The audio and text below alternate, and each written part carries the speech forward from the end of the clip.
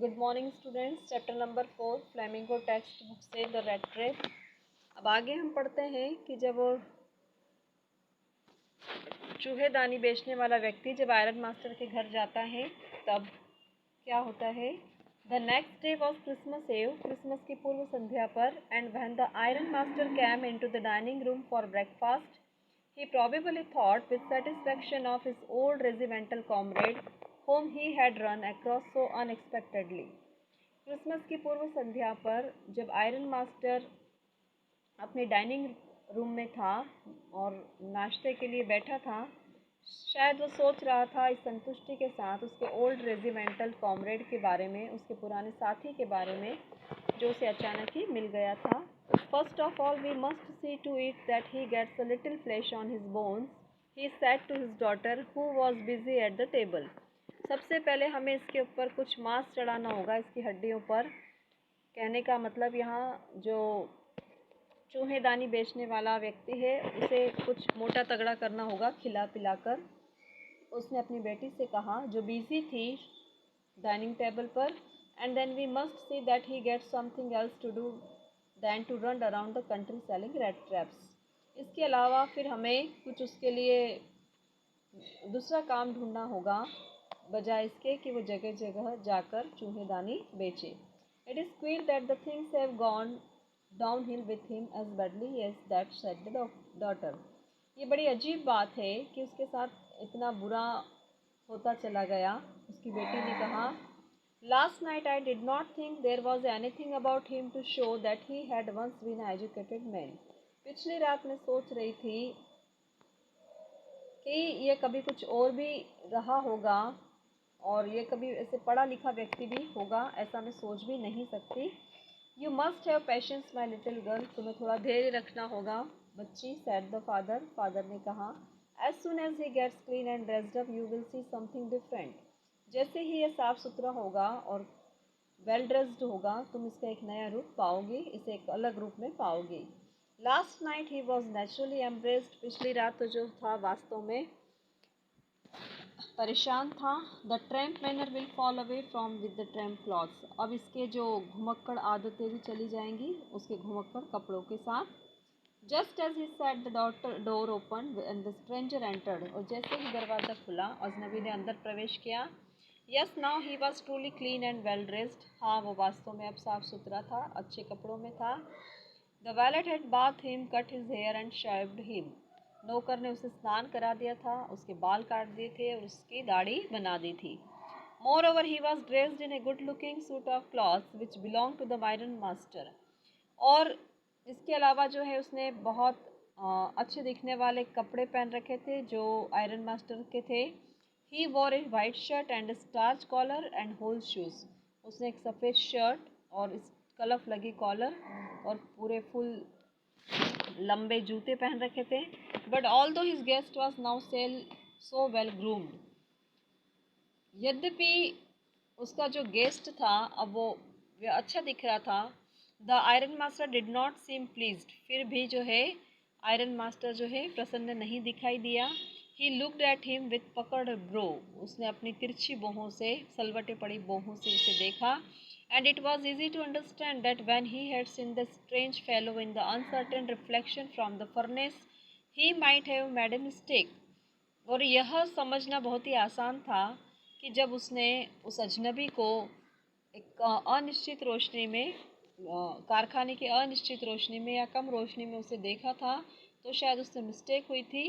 But that was now, किंतु अब when he stood there in a broad daylight, आज जब वो उसकी पूरे फुल दिन की पूरी लाइट में है, it was impossible to mistake him for an old एक्वाइंटेंस।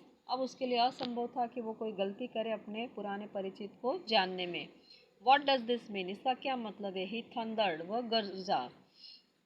The stranger made no attempt to dissimulate. जो अजनबी था उसने कोई धोखा देने का या चिट करने की कोशिश नहीं की। He saw at once that the splendor had come to an end. वो समझ गया कि उसका जो है अच्छे दिन जो है वो ख़त्म हो गए हैं। It is not my fault, sir. यह मेरी गलती नहीं है सर, उसने कहा। I never pretended to be anything but a poor trader.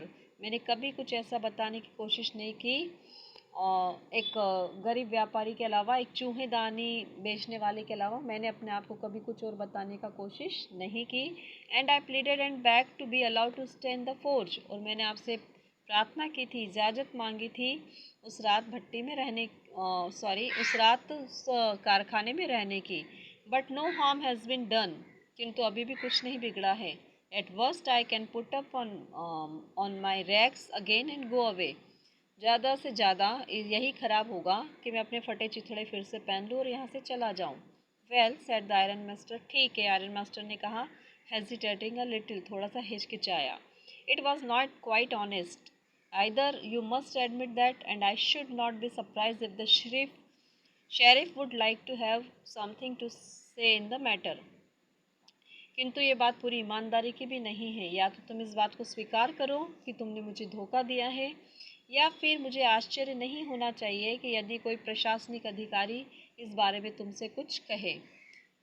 The tramp took a step forward and struck the table with his fist, और जो घुमक्कड़ था उसने अपनी मुट्ठी जो है उससे उस पर टेबल को जोर से पटका। Now I am going to tell you, अब मैं आपको जो कहने जा रहा हूँ mister iron master, how things are, की चीज़ें क्या हैं। उसने कहा, the whole world is nothing but a big rat trap, ये पूरी दुनिया कुछ नहीं है, एक बड़ी चूहेदानी ही है। All the good things that are offer to you are nothing but cheese, rinds and bits of pork, और जितनी भी अच्छी चीज़ें हैं जो तुम्हें ऑफ़र की जाती है वो और कुछ भी नहीं है, सिर्फ पनीर के छिलके हैं या टुकड़े हैं, और ये जो मांस के टुकड़े हैं, set out to drag a poor fellow into a trouble, और एक गरीब व्यक्ति को फंसाने के लिए फेंके जाते हैं। And if the sheriff comes now and locks me up for this, then you mister iron master must remember that day may come when you yourself may want to get a big piece of pork, and then you will get caught in the trap।